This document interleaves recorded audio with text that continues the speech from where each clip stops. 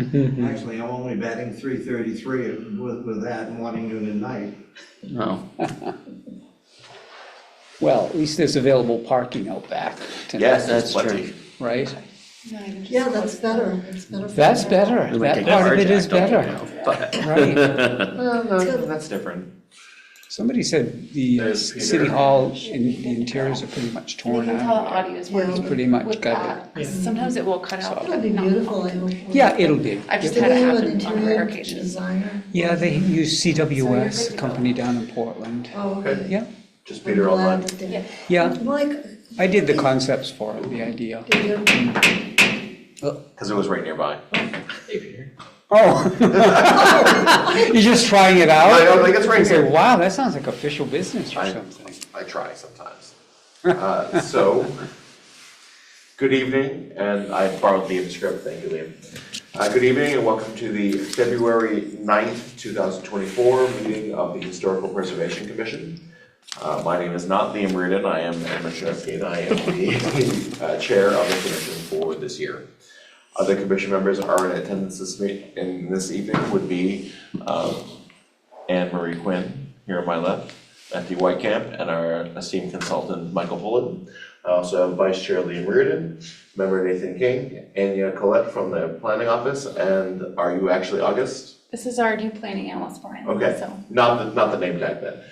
And, oh, his last name's Scannell. okay, so I was right, okay. Yes. Okay. Yes, and Peter Keebler online, or member Peter Keebler online. If all regular commission members are in attendance, associate members participate in the meeting but do not vote on motions. If any regular members are absent, associate members will vote such as that there are a total of 5 votes for any motion. The Historical Preservation Commission has 2 roles. First, we serve as the Bangor Center Revitalization Area Design Review Committee, designated under Section 71 of the city ordinances, which covers review issues in the downtown and waterfront areas of Bangor.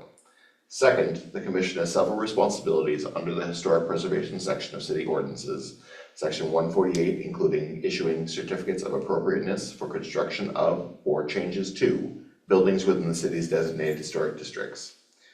Depending on its location, we may need to review a proposal under design review criteria, the historic preservation criteria, or both. 5 commission members may vote. Design review applications must receive 3 affirmative votes to be approved, and historic preservation certificate of appropriateness applications must get 4 affirmative votes to be approved. The order of the meeting will be as follows. I will call the applicants in the order that they appear on the agenda. When I call your project, I will ask you to present your application from the podium. Once you have made your presentation, I will ask for the consultant's report, then questions from commission members, and third, any questions or comments from the audience. When questions are completed, the commission will have a discussion of the proposal and the standards of review under which the proposal is being considered. When discussion is completed, the commission will take action on the proposal to approve, deny, or otherwise handle it. For approval of a proposal evaluated under both design review and historic preservation, the commission will make separate motions related to each type of review. We'll then ask for commission member votes, three final comments for applicants before the HBC. If it looks like your project will not be approved, you may choose to withdraw your application, amend your application, and then resubmit your application for a future meeting. If you disagree with the decision of the commission regarding your project, you have the right to appeal the decision to the Board of Appeals. All projects need to be started within 6 months and completed within a year. Otherwise, a new application to the commission will need to be made and approved prior to starting your process. So the applicant is not able to be here tonight, so he did request that the first agenda item be postponed till the next meeting. That does need a vote from you all though to postpone that. Okay. And that the applicant has asked for postponement, so I will seek a motion to approve that, I suppose. I'll make a motion that we postpone the consideration till our next meeting. Second. Okay. All those in favor, we'll start with you, Ann. Yes. Yes. Yes? Yes. Peter? Or associate? Yes. And I also vote yes. Okay. So in that respect, I guess we'll move on to the next item on the agenda. Mike? Could you please give us your presentation on Bangor's historical places or historical architectural styles? I can do that. I look forward to it. So that's probably as large as we can get it on the screen, which is fine, as long as you all can see that. Can it be put up that way? We can't actually, because it's a different setup, so But unfortunately. You can move And closer, you might can we move move closer. to the Yeah, you audience know what? side? Yeah. Some folks might want to sit I'm, out here in yeah. the, That's funny. get comfortable where you can sit. Did anyone bring popcorn? You should have made some. Woulda, shoulda, coulda. Maybe onions that keep the vending machines? There you go. That is easier to see when you're up closer, so. Joe, you're welcome to get up closer if you need to. You've got those eagle eyes anyway.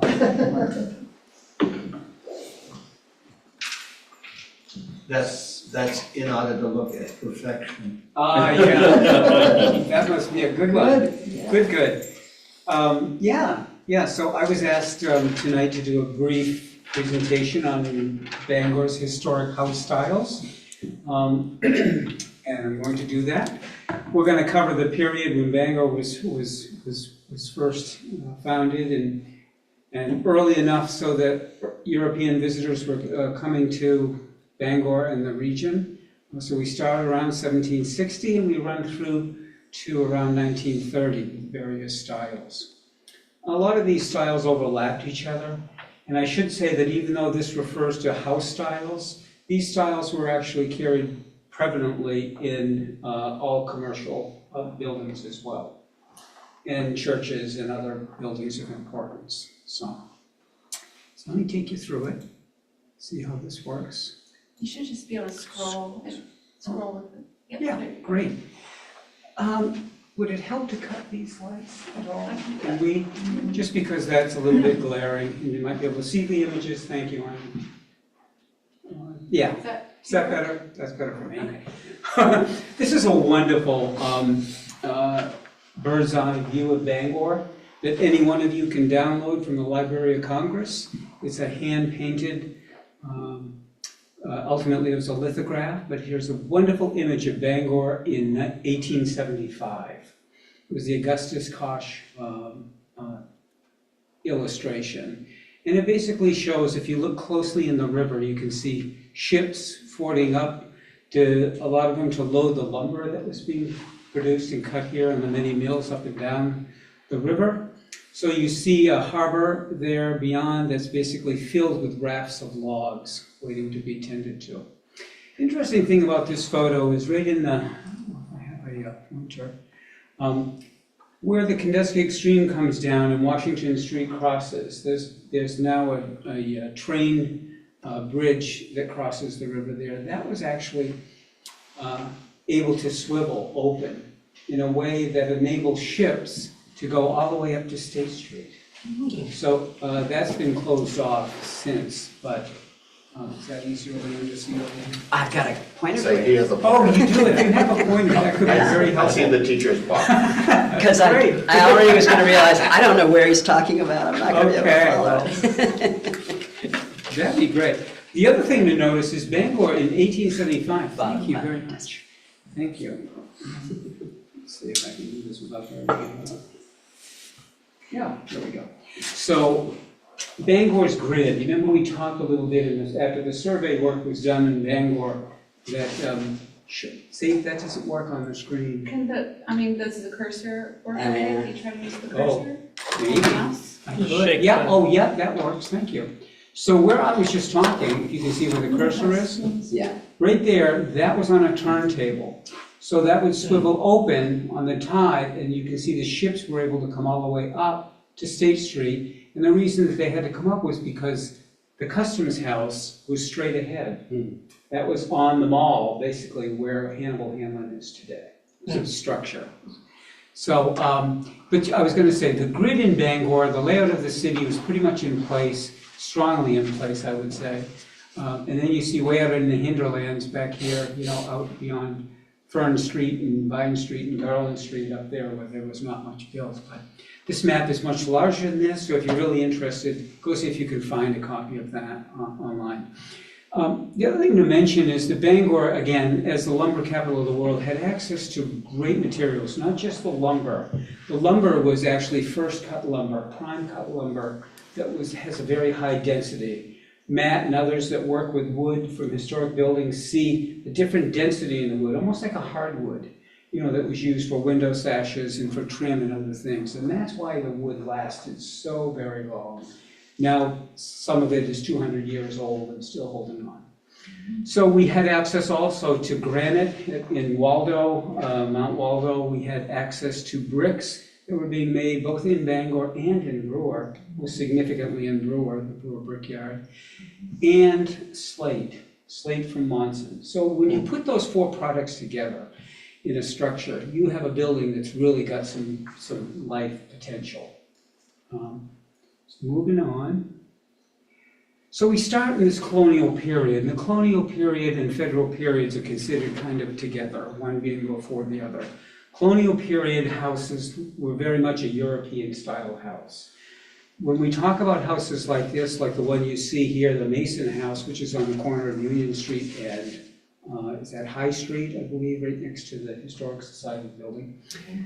1820, so she's 204 years old now, and still holding on with those products of brick, granite, wood, slate, that make a house so fine.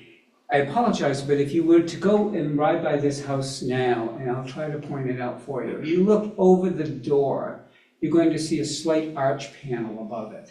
And an arch panel is an indication that it's actually moved into the federal period of style. So things begin to change a little bit. They were becoming a little more high style. The building sketch on the left is, and all the sketches that I used in here are actually from a book called A Field Guide to American Architecture, which is Alexander Leach, I think it was. Very good book if you're really interested in looking at house styles and what makes them one and not another. The sketch on the left shows a central fireplace, which is not uncommon, but this house on High Street actually has gable end fireplaces. So you don't see that many center chimney capes in Bangor. This was an interesting house. It's called the John Hamm House up on the corner of Somerset and Broadway in Bangor. You look over the door here, you can very much see evidence of an arch, a fanned arch above the door. That's a federal style detail. Mr. Hamm was a mason and a very capable mason. So we actually added that bay that we see on this gable end in the 1870s. So it actually kind of came from another period of time. And that's not unusual. We see houses that exhibit various styles, but it's predominantly a federal styled house. When we look at the balance of five, what's called a ranked stack of windows across the front, that's called a five-ranked facade, because there's really 5 bays that we're seeing across there, and that's most typical in the colonial houses. Here's a really beautiful house up on Bruce Road in Bangor, up above what was once the Flour Mill Dam down below it on the Kenduskeag Stream. I believe this family, the Bruce family, might have had something to do with that, but I'm not sure.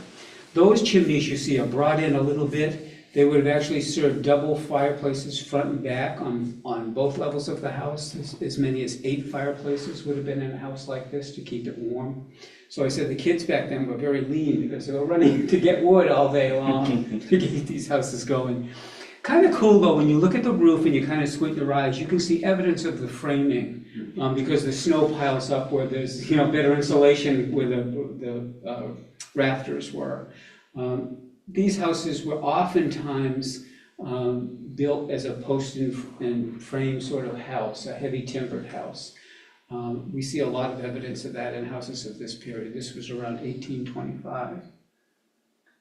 And in Bangor, there's a lot of double houses, which you see, this is evidence of one that's on Hammond Street. We ride by it all the time. Nobody, I don't think, pays particular attention to it. But it's an interesting house. It meant that both sides of the opposite sides were just the same layouts. And the thing that fascinates me about these double houses and the houses of that period are, look at the difference in the sizes of the windows upstairs versus downstairs. When we talk about sustainability today, and we talk about why light is so important in a structure, they knew that back then in the 1820s and 30s when they were building these houses, where the rooms that needed light during the day had larger windows on the lower floor. The bedrooms upstairs didn't need that so much. So it's just a very clever detail to notice. Again, these houses come built with really good products. You see the granite lintels over the windows. We have granite steps out front that will last forever as long as they're kept relatively level. The slate roofs, the brick, everything about that is just beautiful. An extension kind of that same style, or that style moving forward, when America became a republic, Greece was one of those countries in the world that were kind of idolized for the way that they had been in history, such powerful players in the world. And I think about the time of Thomas Jefferson, who really used and promoted the Greek Revival style in America. You began to see evidence of the houses that were somewhat like the colonial houses before, but being able to be built up with larger trim and pediments, the pediment being this triangular portion of the roof. The pediments being, in this case, open, but oftentimes closed, like this house up on High Street. The house on High Street was a Gridley George Bryant design, and that house and many other of his houses were signature Greek Revival homes in Bangor, on Broadway, on High Street, other parts of the city. Very talented architect. And what we see happening is the trim boards, these are frieze panels underneath the roof edge, and the development of trim, heavy trim for the pediment, and sometimes pilasters on the corner to replicate columns, begin to take the idea of Greek architecture into the design of the home, the house. The porticos on the front, like you see in the sketch, apologize, this cursor's not very visible there, but these porticos supported by columns, oftentimes of Greek design, were evident in this house here on High Street. And the next house right beside it is almost a twin to it. The Zebulon Smith house is kind of a lone character in what was once a beautiful neighborhood in Bangor, the Summer Street, South Street area, completely transformed today into other things, and that's another story. But the Zebulon Smith house, which is considered a Greek temple or a temple front house, this is a unique house in that it takes the Greek temple. The house would not have been painted these colors, by the way. It would have been a uniform, probably a light gray.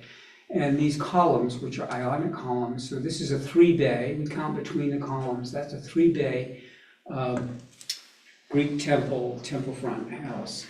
And the columns, again, here are Greek Ionic, which looks like 2 scrolls of toilet paper, if you will, that kind of wind together. Very interesting detail. And the thing about this house that it tells a story is that wood in Bangor was being used predominantly to replace and to rather take the place of stone and masonry. So many houses we're going to be looking at hereafter actually feature wood being used in detailed ways that masonry could not. And the interesting thing to see here is the side panel, the side facade here of the house is actually brick. So this was painted out monolithically, so you wouldn't have seen that distinction. But if you go by this house again in the future, look closely at the boards that were put here and the trim around the windows. The trim around the windows looks very much like you see over here. Apologize here. That right there is very much like the hood of the windows above. So they detailed it to look like cut stone, but it was done in wood. And that's the story from Bangor. The story is what you can do with wood is exemplified in many of these fine homes. One of my favorite houses is on the way up to the standpipe or the water tower on Highland Avenue in Bangor, and this is a beautiful painted Greek Revival house. Again, here we see a closed pediment because the triangle is formed completely. And what's really unique about this house, and I don't think we know the architect of this, but it's a very special house, is what was key to the Greek Revival style is that they were very symmetrical and balanced.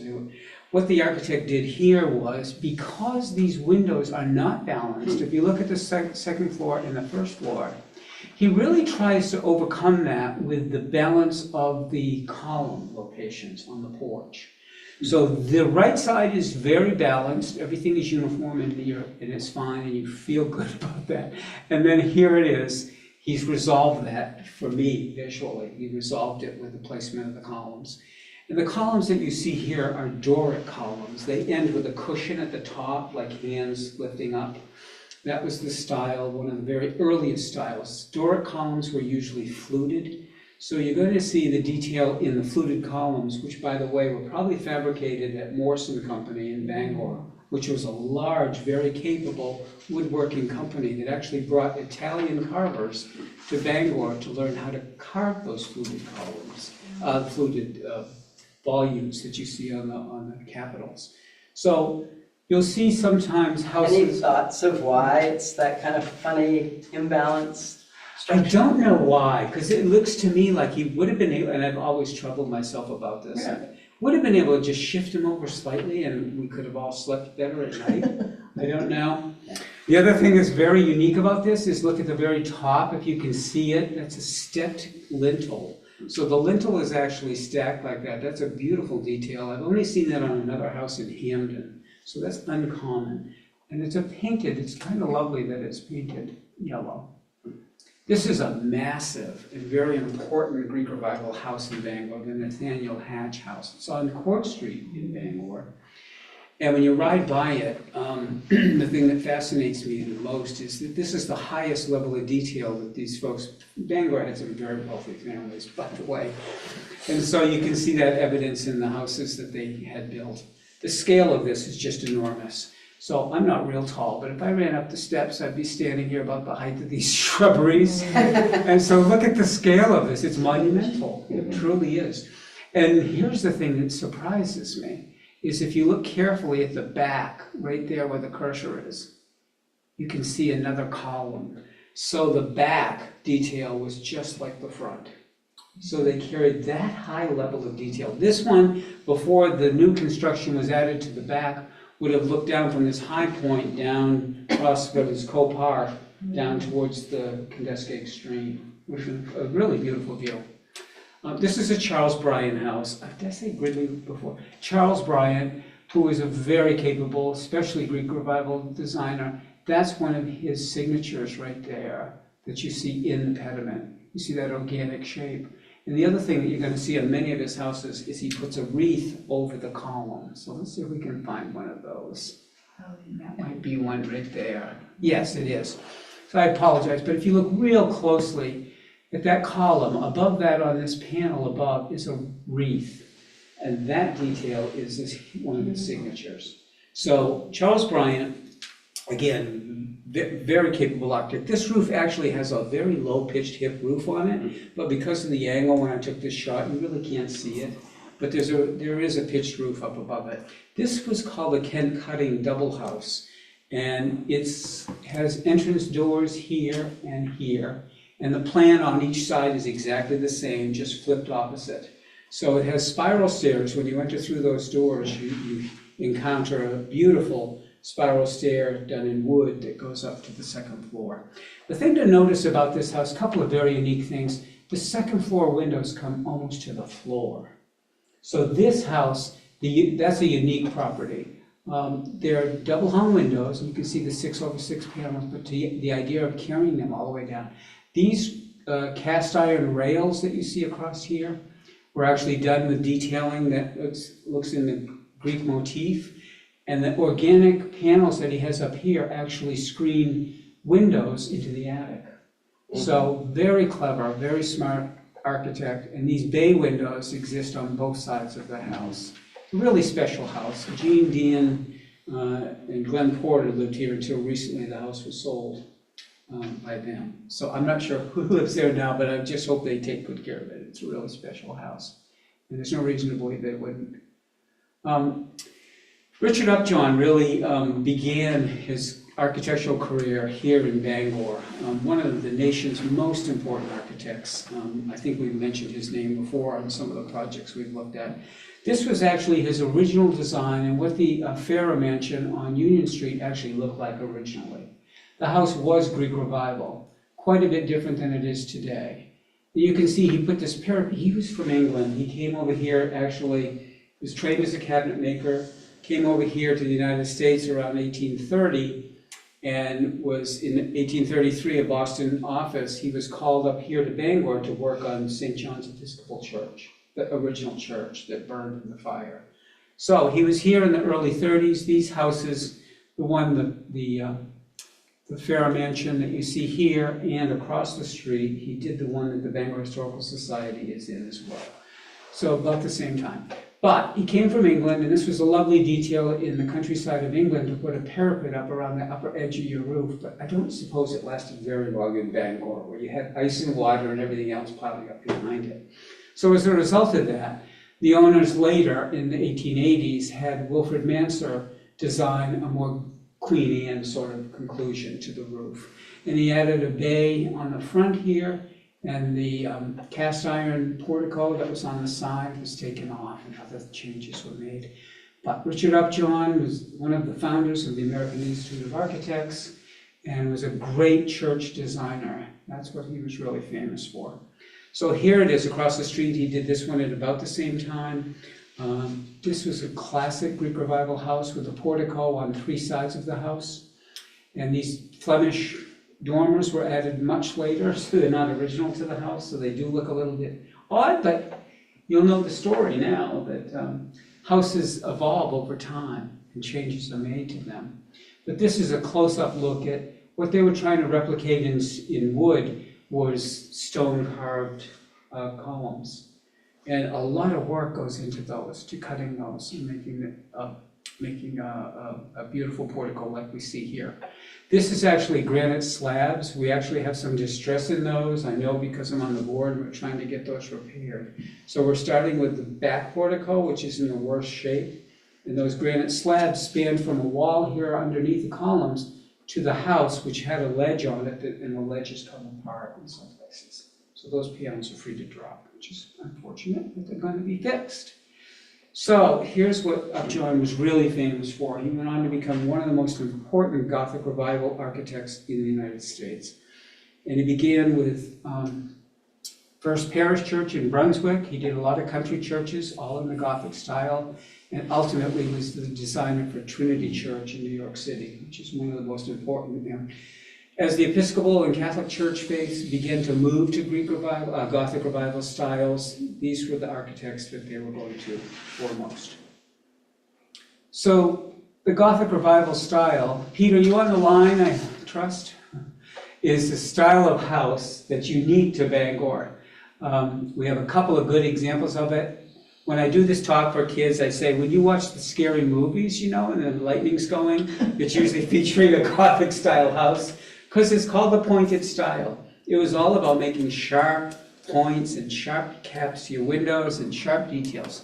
So Peter's house up on Condescag Avenue actually is just left of this beautiful, what was, did I bring something up there by mistake?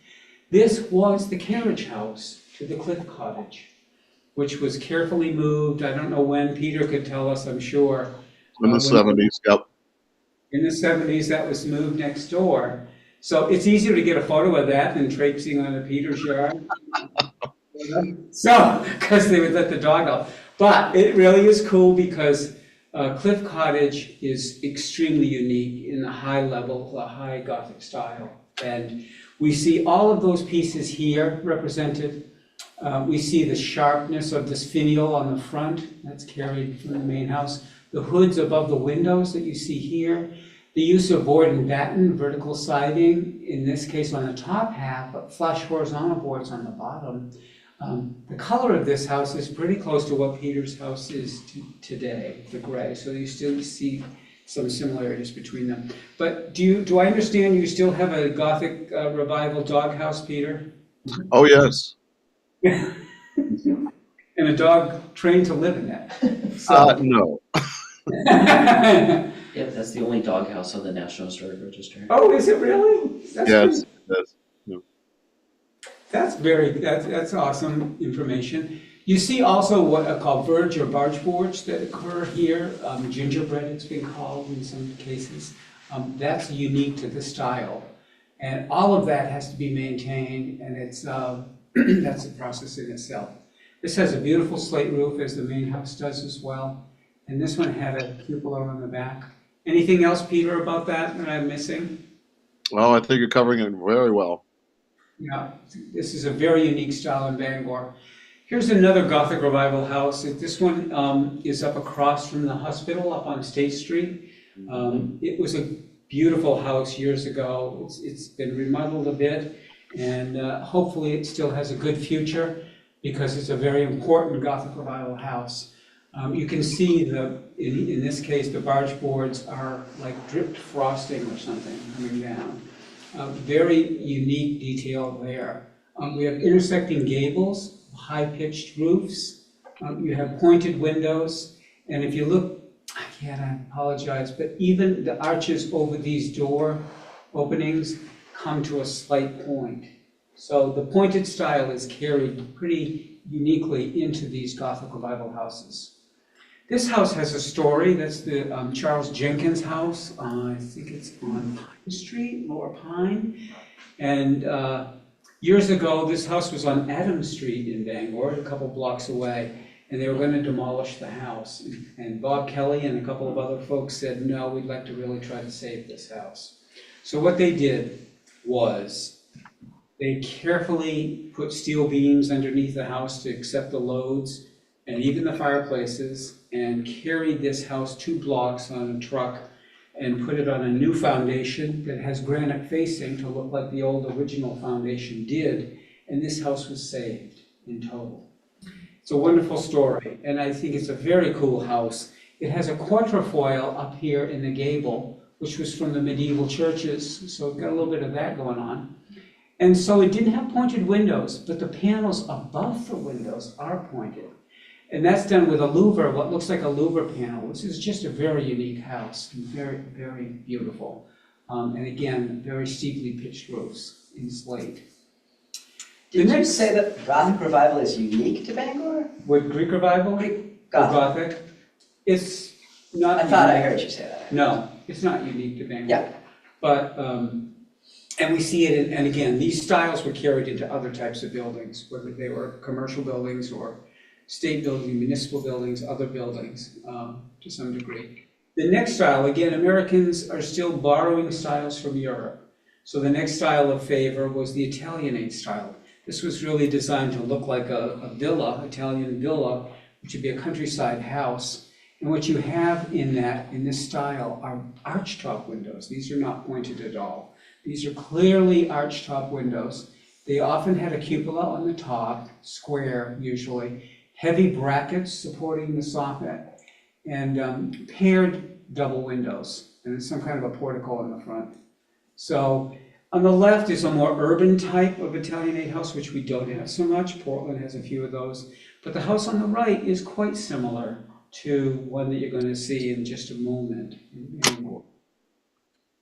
So in Bangor, one of the more lovely Italianate houses is up again near the standpipe. As you get up to the top of the hill, you'll see this one, which is the Jacob Smith house. I think Reese Perkins lives here now. And they've really kept this house up nice. But you see not only archtop windows, full archtop, and then we have segmented archtops here. We have heavy bracket work going on to support this. It's almost a square house. I don't know if this was original to the house, but it might have just been the square block. We have a square cupola at the top, and even the dormers are curved at the top. So this is just a lovely series of geometric shapes here. But I can imagine the view from up here. If you go way up the stairs and get into the attic and get up into this cupola looking out, you're looking from one of the high points in Bangor, looking out towards Brewer. You can see probably for miles, even down to the river possibly. So this is a very unique and well-kept Italianate house. I go to Dr. Brookings' office over here, the dentist, so I get to sit in the chair and watch this house as it is kept up. This is a beautiful Italian house. It was built by a guy named Cutter. I think it was Frank Cutter. He was actually what we would call a builder architect. He basically took home styles and house styles, sometimes from plan books, and modified them. But this house is clearly Italianate. When you look at the hoods over the windows, by the way, this wouldn't have been painted in these tones, but it's still lovely. Heavy bracket work here, features a really strong eave here in the front, all parts of the Italianate style. And everybody loves this house because a famous author lives here, right? But this is actually 3 styles come together to make this house up. The original house was clearly Italianate. You see the double arch-top windows here, the tower that you have here was original, and this square block, about like that, was part of the original house. Later on, another style was added here on the corner. You can see evidence of a Queen Anne style turret was added. And then in the colonial revival period, this portico, this porte cochere was added. So it's all contributing to the style, but the house is predominantly Italianate, and that's what we see here, and a really good example of it. Everyone knows the story of Broadway and West Broadway, and how one West Broadway wanted, I think, to be the West Side City's version of Broadway. And I think they accomplished that. I mean, there were slightly later periods. You live on West Broadway, right? For 60 years, but no more. Oh, no more? I moved around the corner to a smaller house. Oh, I gotta tell you, I grew up on the west side, and there was always this Bangor has this east-west thing. Yeah, you wait till you encounter this someday. And so it's still going on today, I think, to some degree. So I called my sister because I had moved and taken a house up on Norfolk Street. And I called her, my old sister Liz, and I said, she said, where are you living? I said, up on Norfolk. Total silence. She says, Mike, that's the east side. It's like, oh no, I crossed over to the east side of the city. So those sort of things still, you may still hear rumblings of that going on. So the Second Empire style is a really unique one and very popular in Bangor. Many houses were designed in this style. We're going to just see a few. This was a style borrowed from Paris. This was the Parisian style of roof, especially the roof, the mansard roof that you see, engaging the roof and bringing the roof down to form a whole story in itself in a very unique way. And Bangor has some great examples of this. That's more of a high style Second Empire. We do have 1 or 2 of these, and you'll see those in just a minute. The thing that you're going to see here is you can see patterned slate work that was done on those curved or concave roof sections. That's common in Bangor's homes. So up in near Little City Park, when I was on Norfolk, I probably took a walk up by this house a few times. Matt, you probably know where this house is. It's pretty close to where you live. It's kitty corner. Kitty corner, and it's a nice, but it's a rather small version of a Second Empire. It has the tower above the entrance doors. It has this straight line, flat tipped roof. So basically what the architecture does, it takes the second story walls and it tips them in. And it clads them in slate to become a part of the roof elements. So that's visually the way that they bring these houses down to a more interesting scale. The windows that they put in this house are very much like this one that you see here. They were high style, and these are the various types at the top of this, about the various types of shapes of the way that the roofs were concluded. In Bangor, we have more of the concave style, that one in the middle, that's most common in Bangor. Very beautiful style. This is a tremendous house. This is the Blake House on Court Street. It's where Prentice and Carlisle's office is, I believe, today. This is called a bell dormer above, which is uniquely shaped like a bell. Again, you see archtop dormers here. The use of ovals and curves in this building is just, to me, it's uniquely beautiful. And the archwork that was done here at the entry portico, that's the theme that was carried on. You have double archtop windows here. If you go by this house, note closely that the trim on the siding, the cladding of the house, is done with horizontal boards. They're called flush sheathing boards, and they were actually carved to look like blocks of granite. So you'll see a vertical cut, and it's staggered to look like stonework. The house would not have been painted bright white. It would have been painted in a gray, kind of a dog gray color, to look like a stone house. So I'm not saying, it's still beautiful. When it's light like this, you can really see a lot of the detail. Double brackets were common. You see these double brackets here. And that curved slate work, Matt, you know enough about slate, but it's got to be a pretty hard thing to do, to lay slate in kind of a fish scale pattern. Yeah, it's So it goes on a curve. I mean, they're very, very rigid pieces. I can't even imagine, but they did it. And we're glad they did. This is one of the high style ones. This is more of a version of the one that we saw in the sketch that's more of a high style. This one, these are like siblings because they were built just about the same time. They have some features that are similar to each other, but this tower is not located on the front, but it's located on the back. And this is above Davenport Park. It's on First Street, and the views from that, again, from that top of that tower would be amazing. If you could ever get a look out through that. These houses are in kind of tough condition today because we do a walking tour. By the way, this slideshow is used in the Historic Society, does a walk around, and we look at some of these styles in Bangor. But as we go by these every year, they look a little more tough. So I'm not sure what their future is, but they're really special, very special houses. Next door to Stephen King's house up on West Broadway is another unique house, Second Empire House, designed by George Orff. George Orff was a very talented local architect. And he did, in this case, a widow's walk. So you see there was probably a hatch to get to the top of this. There's a metal, probably a cast iron rail that goes around that. And that's unique. We don't have a lot of houses that have that feature in it. This house has flush boards on it. So you'll see something that looks like a stonework. And when I was at the shop in Holden, which is Holden Cabinet Shop, they were restoring this house after the Kings bought it. And he had that dormer right there, laid out on the floor, all in pieces.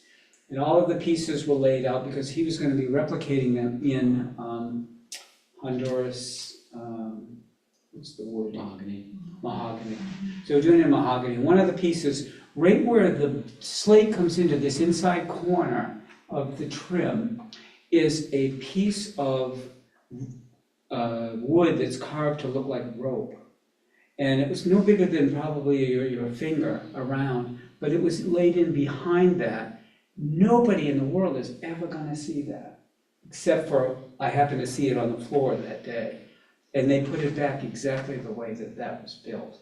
So it's really special. But that level of detail just blows my mind that they would have put that kind of attention to it. This has a later intrusion, well, I shouldn't call it that. A later turret was added again in the Queen Anne style to the back of this house. So I understand that the Kings used this for a library. So my favorite house in Bangor, just up the street from where it used to be, is the Sophia Bragg house. I don't know what it is about it, but it's just so right that I just love how these windows stack. What the Second Empire style does more than anything is to try to develop a vertical strength to the architecture. So here you have with the stacking, the view, your eye is carried right straight up, even aligning with the chimney beyond. And then they break away from that here with this side expansion. But the block of the house, the original block, is just lovely in the proportions of it, I think. So again, slightly curved. If you look closely, you can see the concave shape of this slate roof, which is just fascinating. So the style that came in next, finally American architects were starting to develop a singular independent style from Europe, independent from Europe. The Queen Anne style, though, this style that you see here in the photograph, was basically still borrowed from the medieval European shapes. So we have great turrets, and we have bays and oriels and other parts of the house that push out. Nothing about this house is symmetrical. It's purposely asymmetrical because they wanted to bring emphasis to different parts of the house. And it's done very effectively in this house up near Pond Street, I think. You can see in this sketch up here that points out some of the attributes of these houses, that they have panel work. You see the panel work here on the top floor. That would be a lovely little room to be in right there, I can tell you. And this house, I think, was really the paint job that they did on this was lovely. And I think it really brought attention to a house that was kind of quietly in the neighborhood. This is a really fabulous house. We talk about the shingle style. This is kind of a mix between shingle and Queen Anne. because the cladding on it is shingle. And if you look, or next time you go up Union Street, at the top of the hill, you see this lovely house. And there's different cuts of shingles on every layer of the house, every floor level. They're sawtooth, they're scalloped, and then they're stepped, so they're really quite unique. And they're painted in this case. I'm not sure if they would have been painted this way, but they're painted to kind of bring out that effect. The turret cap up here is actually shingled. And here's the most interesting medieval element here. Here's this big, heavy turret that sits above the entry doors. So just imagine, if you could, a kid coming up there on a dark night, Halloween or something, and he has to cross in underneath this, looking up at this massive turret that is straight out of the medieval cookbook, you know? It's a really interesting feature on this house. And the house goes back. A lot of these houses were built on narrow, deep lots. That's common to Bangor. And so they were built, you know, with the main house out front, with an L continuing back, and you can see the carriage house back here. That was fairly common. And they were able to do that on relatively small lots in Bangor. This is a really cool house. C. Parker Crowell, who's the predecessor of WBRC's firm today, did this house around 1915. And it's got a lot of the features of the Queen Anne style. You see the turret, in this case, was set on this sloping roof right here. This gambrel roof, which is like a barn-shaped roof, is really smart because it gives more room in the upstairs bedrooms. When you think about it, then a straight gable would have come like this and cropped it off. But he uses this gambrel shape to do it. He also picks up a similar shape in the bay window right here. So he's repeating these shapes, which are really, which contribute to the kind of the strength of this bay window right here. It's not a very big house, but I bet it's amazingly beautiful inside. So the shingle style was something that really started on the coast of New England. This was the style for the coastal homes that used granite and granite and shingle, cedar shingle, to develop a really sculptural house. And so what we get is a house like this that you see many of them up and down the coast of Maine, which have a base that's usually in stone, and then they transfer into the shingle up above. And the cedar shingle gives you a chance to develop shapes, very sculptural shapes, in the architecture of the building. So they can have turret roofs, they can have dormers that have a curve to them, they can actually have shingles that roll inwards and develop deep windows. This happens to be a version of a shingle style across from St. Joe's Hospital in Bangor on Center Street. Is that Center Street? Yeah. So every part of this originally would have been done in shingle. So you have a very sculptural look to a material that carries around the entire house. And John Calvin Stevens, an architect in southern Maine, was really one of the architects that promoted the shingle style in the early years. This would have been around the 1870s, 1880s. Another shingle style house up across from the hospital that probably not many people even pay attention to. It has a gambrel roof, all done in shingles, and then it has this lovely porch. Oftentimes the windows in these houses, to be consistent with the style, only had muntins in the top sash. The bottom sash was left as one big open window. So that, if you ever see that on a house, that's kind of indicative of the shingle style. And up on West Broadway again, this beautiful and very interesting shingle Queen Anne. The architect basically was slamming these shapes together. You have the freedom to do that, and yet the massing of the house is a really interesting continuation of this same style.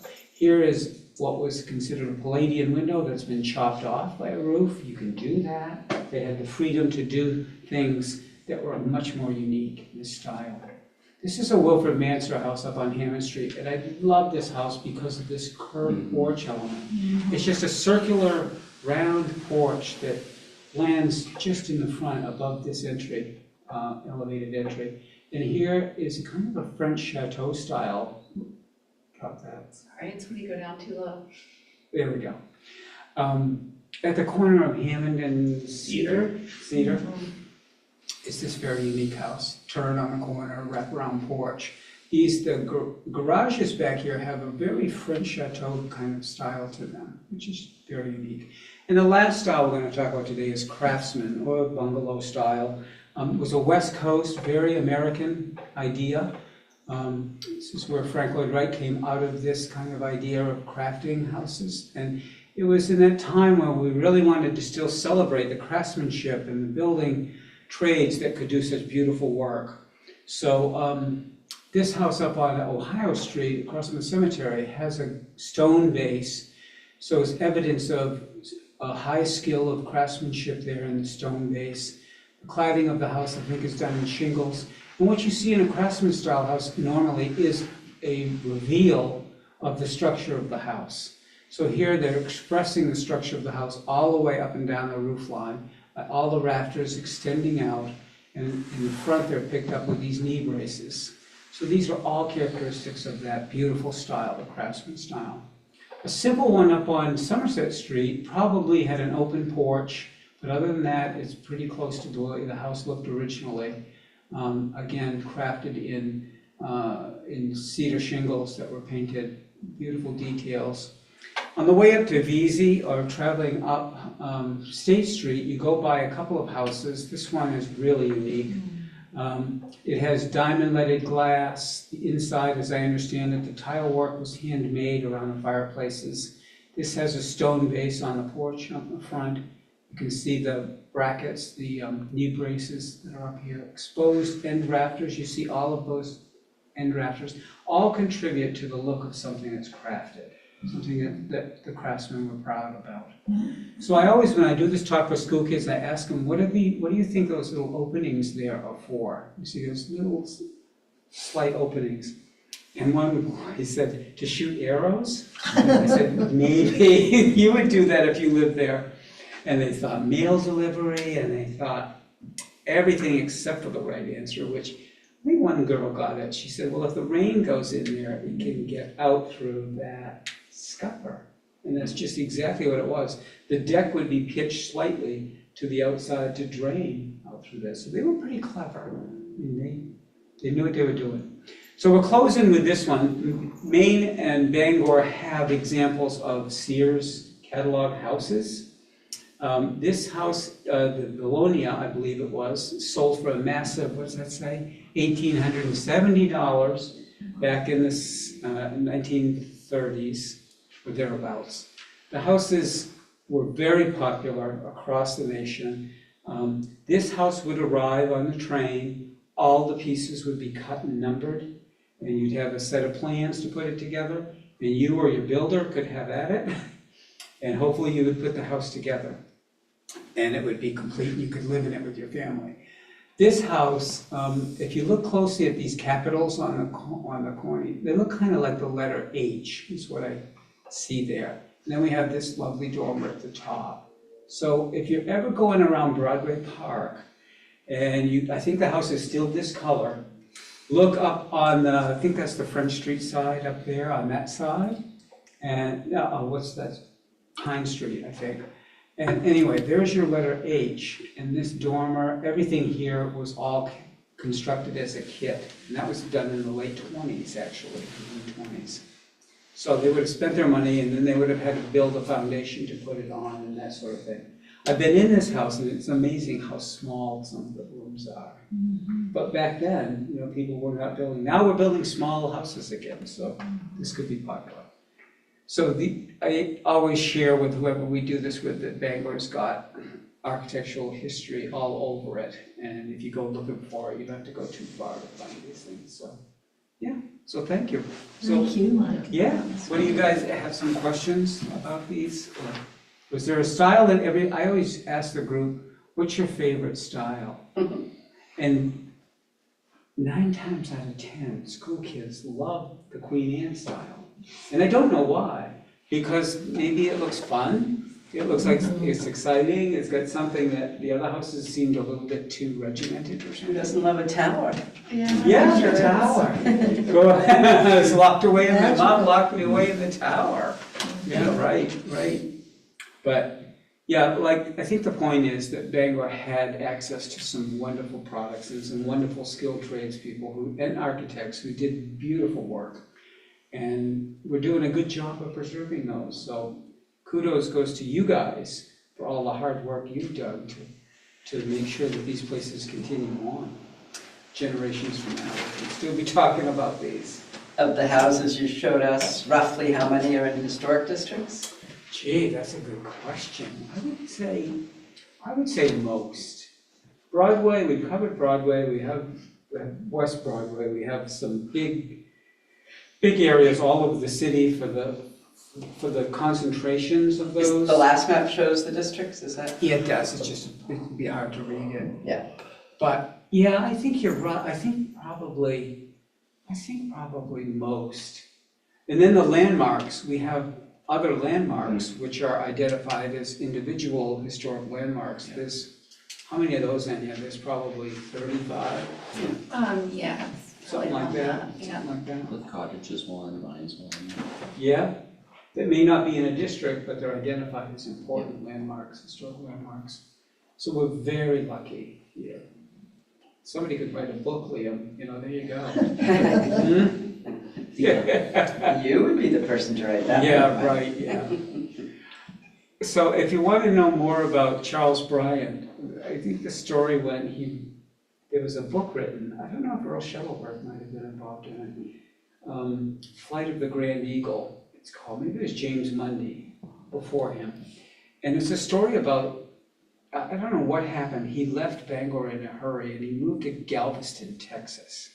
And he became involved in a militia down there. And I don't know how the rest of the story goes, but he still continued to design buildings. He did several churches in Galveston. So, yeah. So we're very fortunate to have the talent here that we did. You keep hearing the name Wilfred Manser, and if you look at Wilfred Manser's commercial buildings and his church and religious buildings, there's nobody can touch him. This guy was so talented, so very talented. And his signature, if you're ever looking at buildings in the downtown, and you see a series of big arches that were carried across the building, that was kind of his signature, those arches. We love to do that. So, thank you for letting me Wow, do a little thank you. talk. Yeah, glad to do it. Yeah, glad to do it. Entertaining, Joe? Joe, you slept through the whole thing. No. The first, second of Prairie Show, that's the corner line, is also North House. It's Yeah, what? That's it, where George North House too. Oh, was it really? And the one next I to it did is not one as know well. that. Yeah. See? The little, Wouldn't it be nice to map that out, I know. where these different architects were Yeah. involved? Anya, what do you have left for business tonight? So I was just gonna briefly, call out the nomination to the National Register for 490 Broadway, which is the new cryptozoology museum. The property owner nominated that or applied for nomination. It's not finalized yet, but we got, the letter that was in your packet, so I just wanted to make you all aware of that. Well, other than that, we have an approval of the minutes from the previous meeting. Someone who's here can make a motion? I move to approve the meeting, minutes from the January meeting. I second.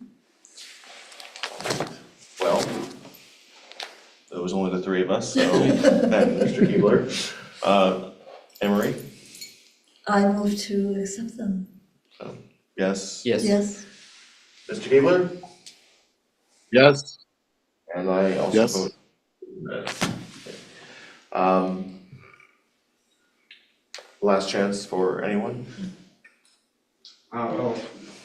First, Joe Pickering, Pond Street. First of all, I want to thank Michael for that education. That It was was. extremely impressive. Thank you. There was one question I had about the house on Cedar and Hammond. Did you say Cedar and Hammond? Yes. I had heard a rumor, I didn't know whether it was ever accurate or not, but was that used in any way for trolley cars or a station or, Maybe, you know, maybe. I had heard, someone pointed out, that out to me, so I thought I that was don't know. interesting. But it was very, very impressive. And I also want to thank Hiram as the chair, because I always found Hiram to be very open to citizen input, and I think that without citizen input, Bangor isn't Bangor. So, and thank you, Colette, for giving some information. There was some slight damage to the house in my house, and she gave me some information about it. It's too bad. Okay, thank you. Yeah, Thank you, Joe. Thank you. Well, if there is nothing anyone else would like to bring to our attention tonight, I will borrow Liam's line and say, by the awesome power of the chair, I adjourn this meeting. Good job. Good job. Yeah. Hey. Well, hopefully we'll get this applicant back next month. Yes, I'm excited for the discussion. Yeah. Maybe you'll see him again in 4 years. Yeah, right.